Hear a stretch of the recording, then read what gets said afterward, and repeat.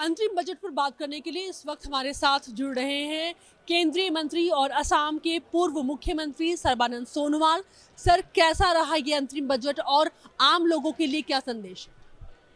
देखिए, मैं तो यही कहूँगा कि आज जो इंटरिम बजट पेश की गई है और देश की हमारे वित्त मंत्री निर्मला सीतारमण जी ने, तो इस बजट के जरिए ये बात स्पष्ट हुई, पिछले 10 साल के अंदर परम आदरणीय प्रधानमंत्री जी ने दिन रात मेहनत करके उन्होंने हर व्यक्तियों को शक्ति देने का काम किया। देश के 140 करोड़ जनता को उन्होंने जैसे विशेष रूप से सामाजिक सुरक्षा और उनकी अर्थव्यवस्था को मजबूत बनाने के लिए जो भी कार्यक्रम उन्होंने रचना की है उसको सही लागू की गई है। और आपने देखी है अलग अलग जो आंकड़ा बताया गया है, तो चाहे किसान हो, चाहे विद्यार्थी हो, चाहे दिव्यांग हो, चाहे महिला हो, चाहे साइंटिस्ट हो, या चाहे स्ट्रीट वेंडर हो, हर वर्गों की युवा हो, सभी को उन्होंने मजबूत बनाने का काम किया है। इसके लिए आज देश जाग उठा है और देश की हर नागरिक का मन में जो इसे आत्मविश्वास जाग उठा है, सबको लगने लगा है हम अभी 2047 तक निश्चित रूप से भारत को दुनिया का सबसे मजबूत विकसित देश बना पाएंगे। लोगों का ही मानना है, क्योंकि लोगों ने देखा है, परिवर्तन देखा है। लोगों ने परिवर्तन के जरिए इज्जत से जीने का एक सबको मौका मिला है, माहौल मिला है।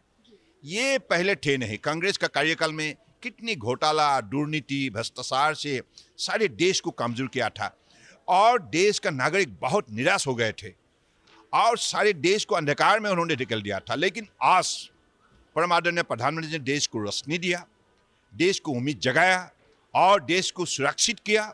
सभी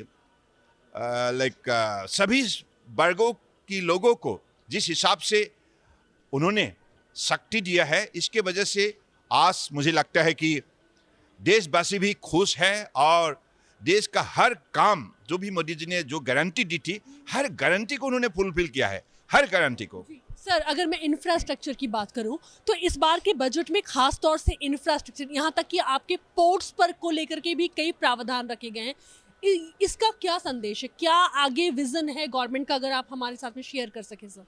देखिए, इंफ्रास्ट्रक्चर अब देखिए लाखों किलोमीटर का सड़क बनी है, पुल बनी है और हमारी रेलवे लाइन बनी है और एयरपोर्ट भी बनी है। तो infrastructure, if you talk about infrastructure in the different sector, आप देखिए एजुकेशन में हो, साइंस हो, रिसर्च हो, ट्रेनिंग हो, हर सेक्टर में, स्किल डेवलपमेंट में हो, हर सेक्टर में इंफ्रास्ट्रक्चर ऐसे बनी है जिसके वजह से आज लोगों का विश्वास बढ़ गया है। जब तक इंफ्रास्ट्रक्चर थे नहीं तो लोग निराश थे, लोगों का मन टोटली डिप्रेस थे, हो पाएगा नहीं पाएगा। लेकिन आज लोगों को मानना है कि हो पाएगा, क्योंकि 10 साल के अंदर जो उन्होंने कदम उठाए, इस कदम उठाने के वजह से ही आज देश दुनिया का सबसे बड़े पांचवी अर्थव्यवस्था बन चुका है। तो हमारे पोर्ट शिपिंग वाटरवेज में भी जो परिवर्तन उन्होंने लाए हैं, जैसे Sagarmala programme, maritime India vision 2030, हर कार्यक्रम को सिर्फ कार्यक्रम के हिसाब से नहीं रखा, कार्यक्रम को लागू की गई है, आधुनिकीकरण की गई है, मॉडर्नाइजेशन, मैकेनाइजेशन, डिजिटाइजेशन, और इसकी वजह से पोर्ट का कार्गो हैंडलिंग कैपेसिटी बढ़ चुका है और दुनिया में अब हिंदुस्तान एक लीडिंग मैरीटाइम नेशन बनने जा रहा है।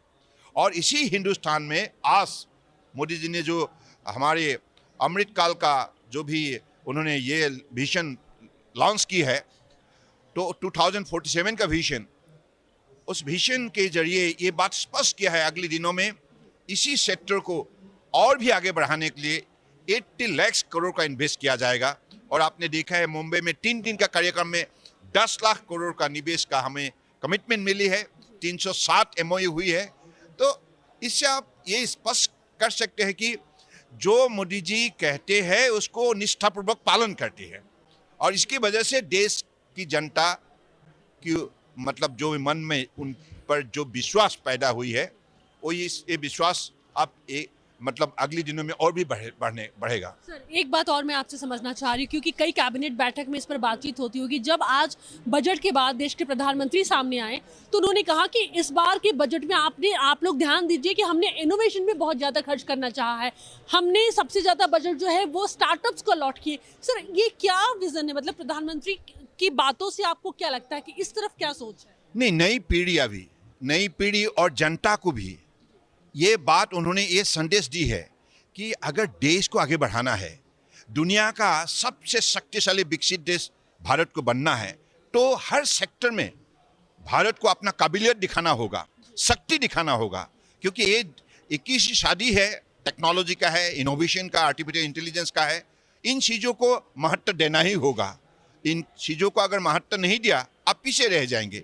इसलिए ही बीइंग ए विजनरी लीडर, वो भविष्य को देख सकते हैं मोदी जी, इसलिए उन्होंने भविष्य को रीडिंग कर लिया है। तो इसलिए देशवासियों को उसी दिशा पर ले जाने का काम किया है। इसलिए आपने देखा है कि रिसर्च, ट्रेनिंग, एजुकेशन में और हमारी नई पीढ़ियों को स्टार्टअप हो, स्टैंडअप हो, हर सेक्टर में उन्होंने जैसे उनको हौसला दी है, उनको शक्ति दी है, उनको सहयोग की है। और बजट में हर मतलब सेक्टर को जिस हिसाब से मान्यता दी गई है, इसके लिए हर सेक्टर ने आज सक्सेस स्टोरी लिखने लग गए हैं। आखिर में आप असम के प्रमुख चेहरा आप माने जाते हैं, क्या आपके नॉर्थ ईस्ट के लिए कोई ऐसी बजट में घोषणा हुई है, क्या कोई ऐसी बात जो आपको बहुत अच्छी लगी हो? देखिए, नॉर्थ ईस्ट को तो हमेशा मोदी जी स्पेशल ट्रीट करती है। 5 lakh crore, 5 lakh crore, can you imagine? Only in the span of 9 years he has given to North East for speedy growth। और अभी नॉर्थ ईस्ट का हर प्रदेश जिस हिसाब से विकास के रास्ते पर तेज से चलने लगा है, इसका मूल कारण है मोदी जी। मोदी जी ने नॉर्थ ईस्ट को अपने दिल में जगह दिया और उन्होंने विकास के रास्ते पर तेज से चलने के लिए उन्होंने शक्ति दिया। सर बहुत बहुत शुक्रिया सन टीवी से खास बातचीत